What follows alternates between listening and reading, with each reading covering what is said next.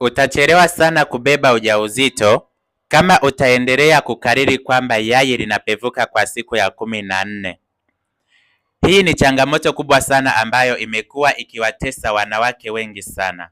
Kuna baadhi ya wanawake ambao wanashindwa kufahamu mizunguko yao ni ya siku ngapi. Unachotakiwa kukariri ni mzunguko wako.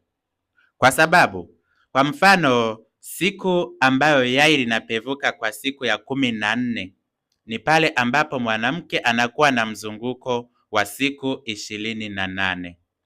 Lakini kwa mwanamke ambaye ana mzunguko wa siku 26, basi fahamu kwamba yai linapevuka kwa siku ya 12. Lakini pia kwa mwanamke ambaye mzunguko wake ni wa siku 21, basi fahamu kwamba yai linapevuka kwa siku ya 7. Kuna wanawake ambao wanapitia changamoto ya wanapoingia period, tarehe zinakuwa zinabadilika. Huyu mwanamke inakuwa ni ngumu sana kufahamu mzunguko wake ni wa siku ngapi. Na kama wewe ni mwanamke ambaye umekuwa ukipitia changamoto ya kubeba ujauzito, chukua namba yangu profile kwa msaada zaidi.